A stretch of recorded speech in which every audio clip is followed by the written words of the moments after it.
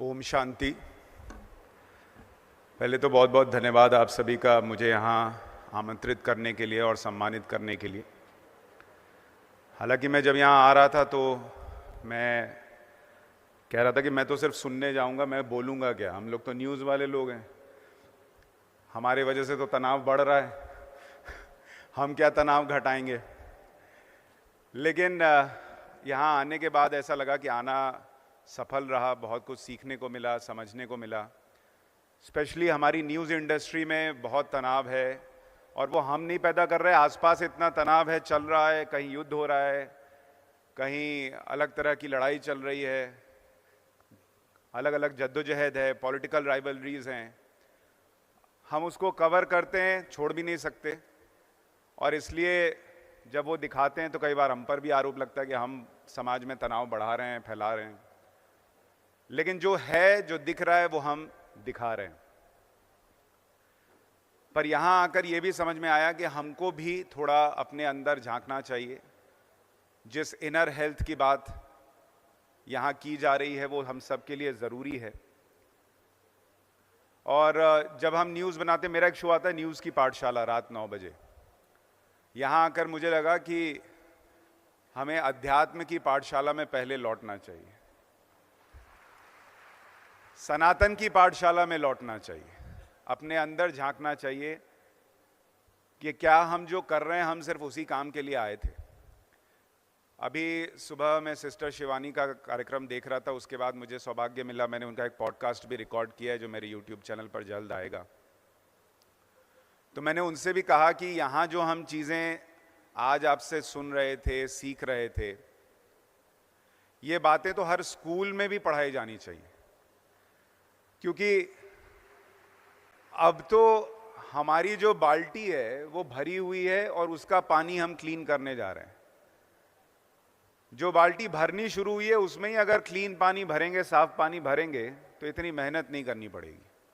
तो मुझे लगता है एजुकेशन सिस्टम का पार्ट होना चाहिए जो यहाँ सनातन के बारे में, स्वयं के बारे में हम सीख रहे हैं, ब्रह्म कुमारीज में जो सिखाया जा रहा है, बताया जा रहा है। और बतौर पत्रकार हमारे लिए ये मौका रहता है कि हम प्रधानमंत्री, शिक्षा मंत्री, दूसरे बड़े नेताओं से मिलें। तो मैं आपसे ये वादा करता हूँ कि ये बात मैं उन तक पहुँचाने का प्रयास करूँगा, क्योंकि मुझे लगता है ये बहुत ज़रूरी हिस्सा है। जितने कॉन्फ्लिक्ट दुनिया में चल रहे हैं उनका बढ़ना तभी रुक सकता है जब हम यहाँ जो सीख रहे हैं वो हर आदमी के अंदर जाए। दूसरी बड़ी चीज़ जो मुझे महसूस होती है कि जैसे हमारे लिए न्यूज़ है या मेरा शो है, हमारे लिए रोज़ गड्ढा खोदो रोज़ पानी निकालो वाला हिसाब है। और आज आप कितना भी अच्छा पानी निकाल दें, कल फिर वो गड्ढा नया खोदना पड़ता है, नया पानी निकालना पड़ता है। वैसे ही जीवन का हिसाब है। हम जो यहाँ सीख रहे हैं उसको रोज़ इम्प्लीमेंट करना, यही सबसे बड़ी चुनौती है। ऐसा नहीं है कि हम नहीं जानते। हम में से जितने लोग किसी के अंतिम संस्कार में जाते हैं, किसी से अस्पताल मिलने जाते हैं, हमारा पहला भाव ही यही होता है कि क्या कर रहे हैं जीवन में, इतना पैसा कमा के क्या करेंगे, इतना लड़ाई झगड़ा करके क्या करेंगे, भाई भाई में जो ज़मीन की लड़ाई है वो करके क्या ही करेंगे, सब तो छोड़ के चले जाना है। लेकिन दिक्कत यह है कि वहां से निकलने के 15 मिनट के अंदर सब चला जाता है। तो इसलिए लड़ाई इस बात को समझने भर की नहीं है कि हम क्या कर रहे हैं और हमें क्या सही करना है। लड़ाई इस बात की है कि हम उसको रोज कैसे कर सकते हैं। जैसे मैंने कहीं सुना और अभी बात भी हो रही थी कि हम खुशी को ढूंढ रहे हैं कि कहां खुशी मिलेगी। चीजों में, सामानों में हम खुशी को ढूंढ रहे हैं, जबकि अगर आप देखेंगे कि हैप्पीनेस इज अ प्रैक्टिस। आपके पास जो चीजें हैं, आपके पास जो जीवन है, ईश्वर ने, प्रभु ने जो आपको दिया है, उसमें खुश कैसे रहना है, वही आपकी खुशी है। इसको रोज महसूस करना ही, प्रैक्टिस करना ही असल खुशी है।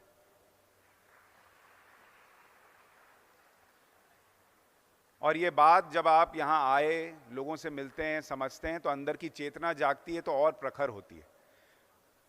कई बार लोग सोचते हैं कि मंदिर जाने की क्या जरूरत है, सनातन ने जो सिखाया उससे जुड़ने की क्या जरूरत है, घर में पूजा पाठ की जरूरत क्या है, रोज पूजा करना कूल नहीं है।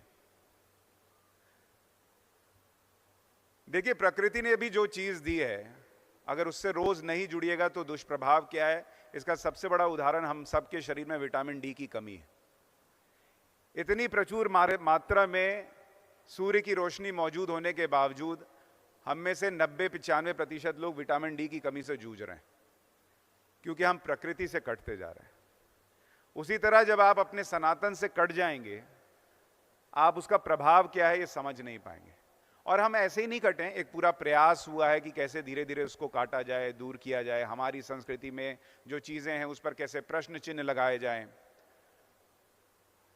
जब ये कहा जाता है कि हम जो कर्म करते हैं वो अगले जन्म में भी हमको उसका फल भुगतना पड़ता है। जो सिस्टर शिवानी सुबह बता रही थी कि बॉल आप फेंकते हैं तो वो कभी धीरे आएगा, कभी अगले जन्म में आएगा, कभी उसके अगले जन्म में आएगा।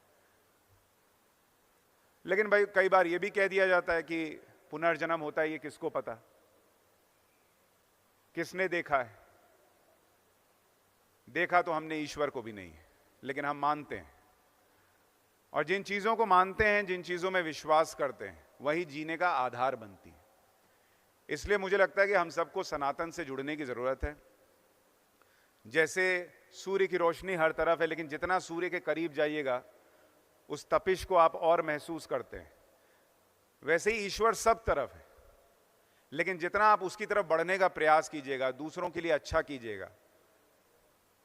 भाई हम कहते हैं हमको ईश्वर चाहिए, लेकिन जिस ईश्वर ने सबको बनाया उसकी बनाई हुई कृति के साथ ही हम गड़बड़ कर रहे हैं, गलत कर रहे हैं, उसके साथ दुर्व्यवहार कर रहे हैं, तो वो ईश्वर हमसे कैसे खुश हो सकता है? आपके बच्चे के साथ कोई गलत व्यवहार करेगा, आप उससे खुश हो सकते हैं? नहीं हो सकते।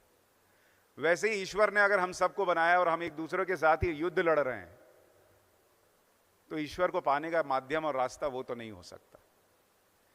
इसलिए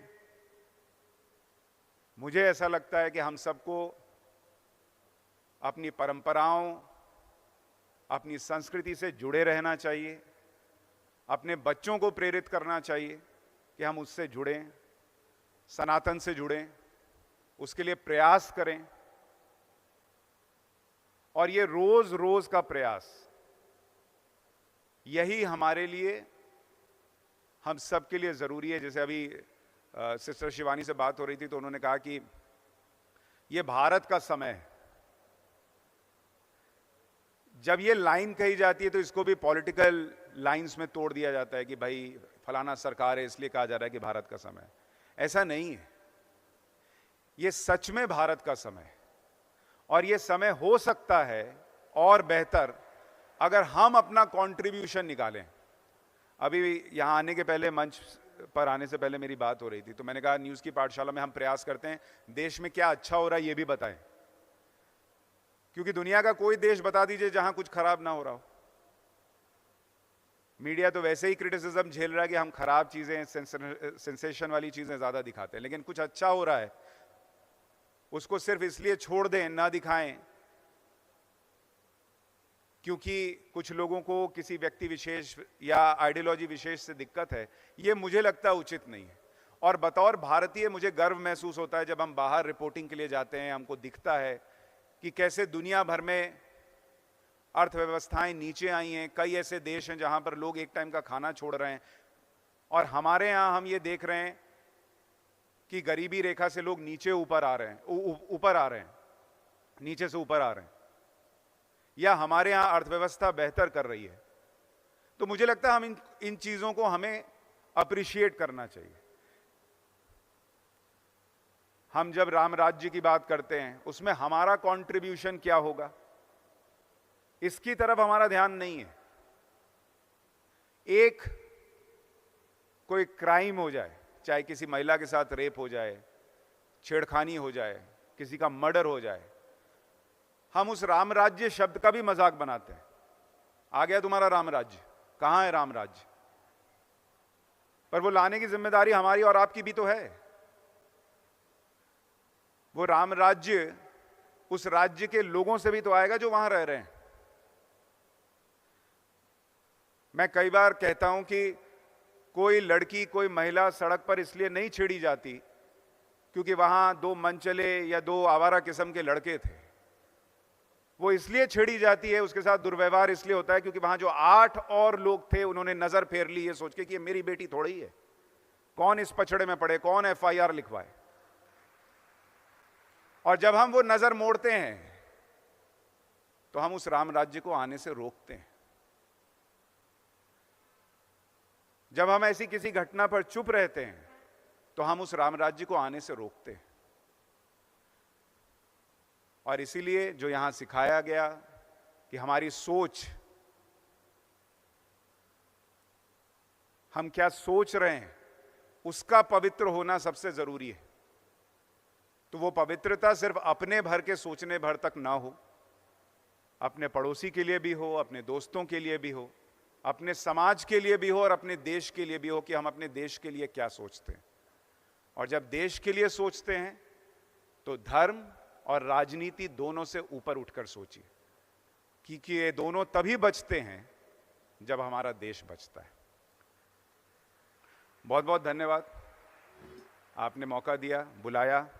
ओम शांति।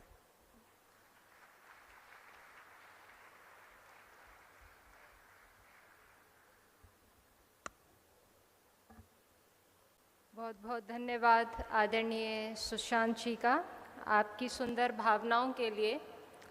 भ्राता जी, आपको बताना